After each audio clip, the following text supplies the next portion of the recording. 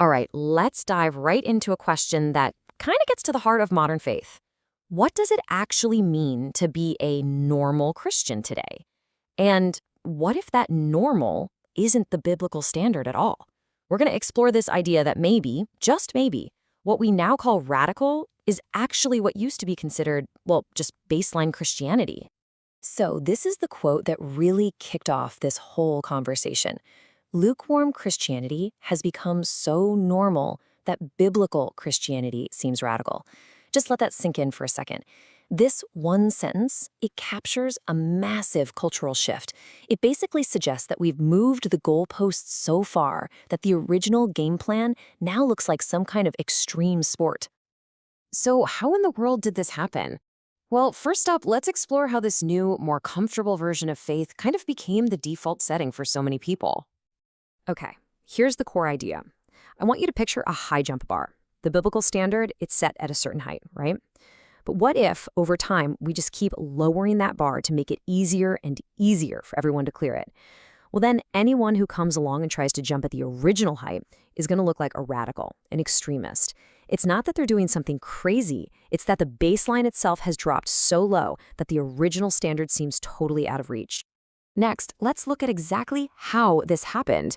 The source calls it the comfort trap, this sort of re-engineering of faith to fit our modern lives a little more comfortably. This definition is so key. It frames lukewarm Christianity not as a failed attempt at real faith, but as a successful rebranding.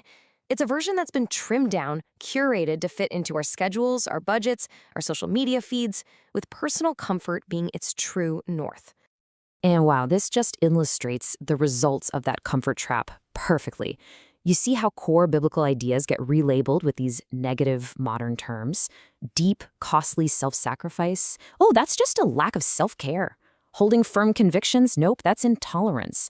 And an all-in, unwavering devotion to God? Well, that's often dismissed as fanaticism. The very language we use has shifted to put comfort way ahead of commitment. This metaphor really, really hits home.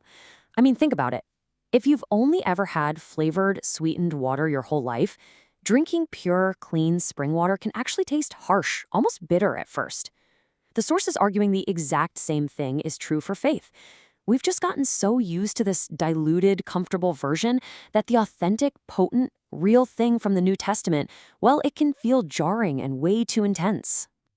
Now, of course, an idea like this is going to raise some questions, some pretty common objections.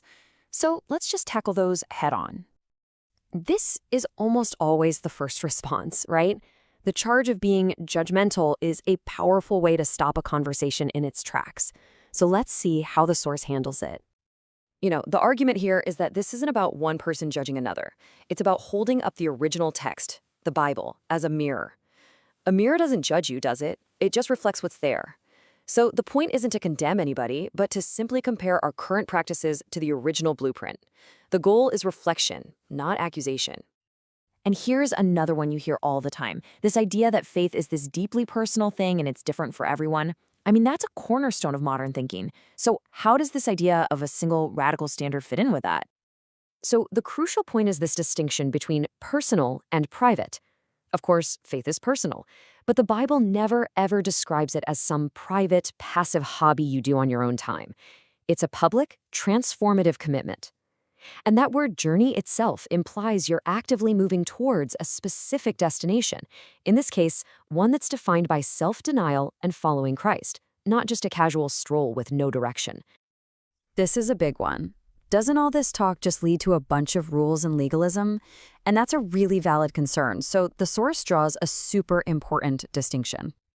This slide is absolutely key. See, legalism is the heavy burden of trying to earn your salvation through your own efforts. The radical faith being described here is the complete opposite of that. It's a joyful, revolutionary response to a salvation you've already been given freely.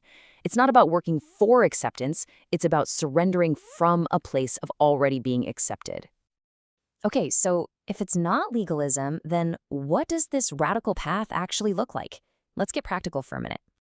The source is really clear here that this isn't just about saying the right things or having some emotional experience. No, it's a call to a practical, real-world audit.